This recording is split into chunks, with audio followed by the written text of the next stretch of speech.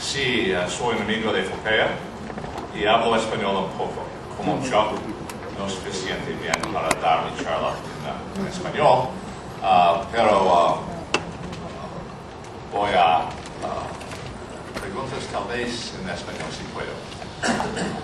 Thanks for having me. It's a great honor again.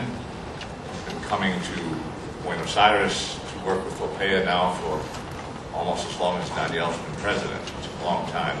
I hope under the new regime we can keep up the relationship because I enjoy it. It's a good excuse to come to Buenos Aires, right? I'm going to talk a little bit about the business model in the United States. I think commercialism seems to have a dirty word here, and I don't see why it should, but that's a different issue. I think one of the problems of Argentine journalism is that it relies too much on government advertising, except for Perfil, perhaps.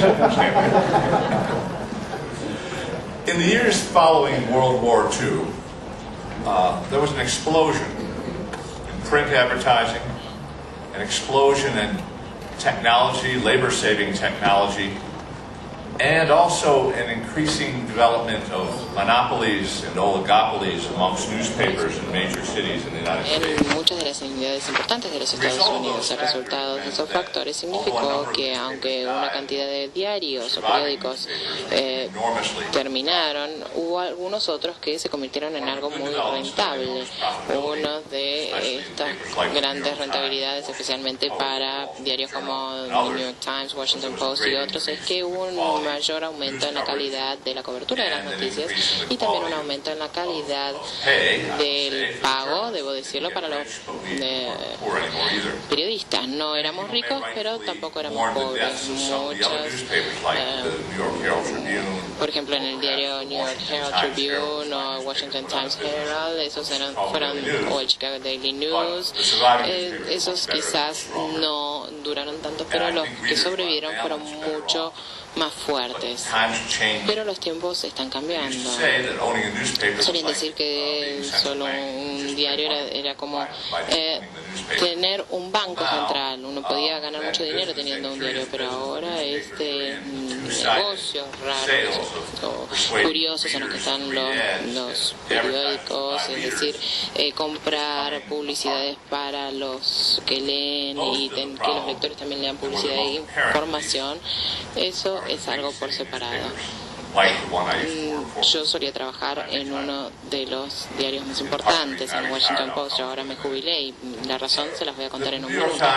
El New York Times, el Washington Post, el Wall Street Journal y algunos otros son los que tienen los recursos y también la información para poder lidiar con historias complejas, mantienen equipos investigativos muy grandes y también tienen una cobertura diaria muy abarcativa, tanto en las comunidades locales, en la nación y también en el resto del mundo. La mayor inversión que tienen es importante porque también en realidad establecen la agenda por lo que cubre el resto de los medios en los Estados Unidos. La primera lectura de la mayoría de los directores de noticias de las estaciones televisivas es el diario matutino, por ejemplo. And it's a truism, I think, that for these newspapers to do what they do and do what they do best, they need to make money, because producing good journalism is expensive. It costs a lot of money to be able to resist economic threats. It's found out. And that means you want to really have a base of advertising that's quite wide, so that if one advertiser, be it a government, or be it an automobile dealer, or be it whatever, you can resist the pressures.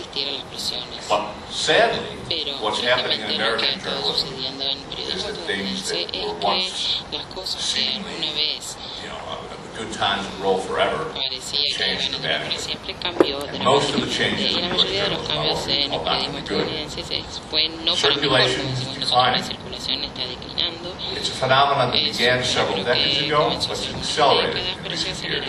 Readership is just down. In 1983, I believe 85, the peak of daily newspaper circulation was 62.8 million papers a day in the United States. In the intervening 25 years, 22 years, the number of Americans has grown dramatically, but newspaper circulation has fallen by almost 10 million. On Sunday, it's similar, although not quite as dramatic, because Sunday newspaper circulation grew a lot longer than daily circulation grew. Not only is circulation going down, but at the same time readers are leaving, advertising is drying up, especially classified advertising, which is the lifeblood of the paper, real estate advertising, and automobile advertising. And that situation is getting worse because of the crisis in the housing market in the United States. And newspapers are responding by cutting costs. So far, I don't think there's been serious damage to journalism. There's been some, but not serious yet. But I think the next cuts will begin to do some serious damage. What's been happening? Layoffs. I think Chuck Lewis said there are 6,000 fewer journalists in the United States today than in the year 2000. I can't confirm that figure, but according to the Newspaper Association of America, it's almost 3,000 between 2002 and 2006, which is still a lot of jobs. Early retirement. They want. The Washington Post offered me and many of my colleagues a very, very generous package to say goodbye. And 150 of us in the last 2 years have done that. Of course, you lose the people who are the best people who think they can get other jobs. And the people who stay are those who think they can't. So you get a double-edged sword there. Buyouts, cutting back on content.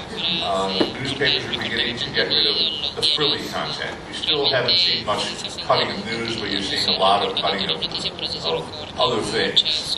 And I think news will probably be the next. The San Jose Mercury News, for example, which has got half the journalists it had only 5 years ago because of the .com bubble burst, has begun not to cover meetings of the city council. Well, you know, what you have to rely upon someone